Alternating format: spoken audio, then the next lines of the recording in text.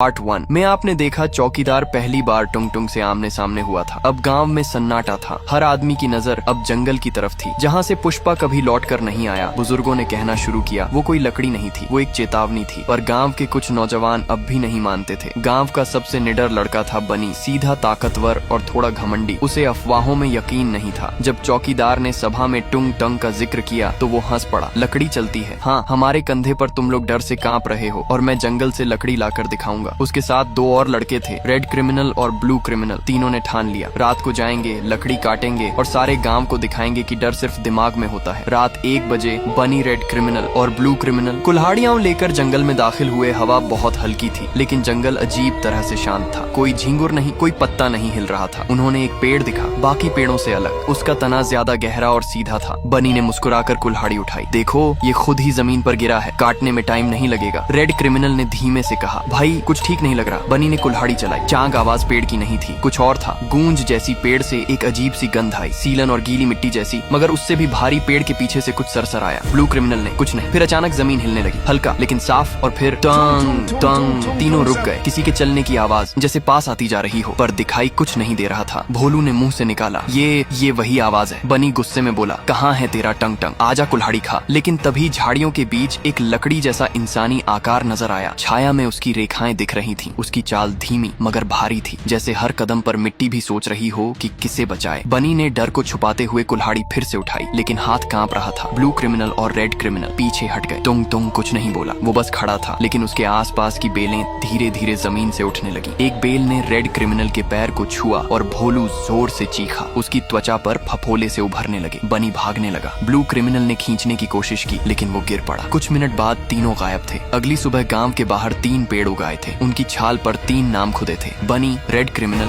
Blue criminal. कोई नहीं समझ पाया ये कैसे हुआ, पर गांव अब समझ चुका था। जंगल अब माफ नहीं करता। चौकीदार ने कहा, अब ये जंगल हमसे नाराज है। जो गया वो लौट कर नहीं आया, जो कटेगा वो उगेगा। लेकिन इंसान नहीं, पेड़ बनकर रात होते ही हर घर में एक ही आवाज सुनाई देने लगी, डूम डूम, कभी दूर कभी बहुत पास। कुछ घरों की दीवारों में दरारें आने लगी, जैसे लकड़ी की नसें फैल रही हों। बच्चों को बाहर खेलने से मना कर दिया गया और गांव वालों ने जंगल की तरफ देखना भी बंद कर दिया। अब गांव की उम्मीद एक ही आदमी पर थी, चौकीदार। वो रात भर गांव के किनारे बैठा रहा, हाथ में लाठी नहीं, सिर्फ आंखों में सवाल था, क्या हम सच में इतने गिरे हुए हैं कि अब जंगल भी हमसे डरता है? वो बाबा कालूराम के पास गया। बाबा अब बीमार थे, लेकिन होश में। चौकीदार ने कहा, अब क्या करें बाबा? बाबा ने कहा, अगर तूने जंगल से माफी नहीं मांगी तो अगली सुबह हम सब लकड़ी के बनेंगे। अगली सुबह चौकीदार बिना हथियार अकेला जंगल की ओर बढ़ा। कंधे पर कोई बोझ नहीं, पर उसके हर कदम की आवाज मिट्टी तक महसूस कर रही थी। जैसे ही वह जंगल की सीमा पर पहुंचा, टोंग टोंग झाड़ियों के पीछे हलचल हुई। फिर वही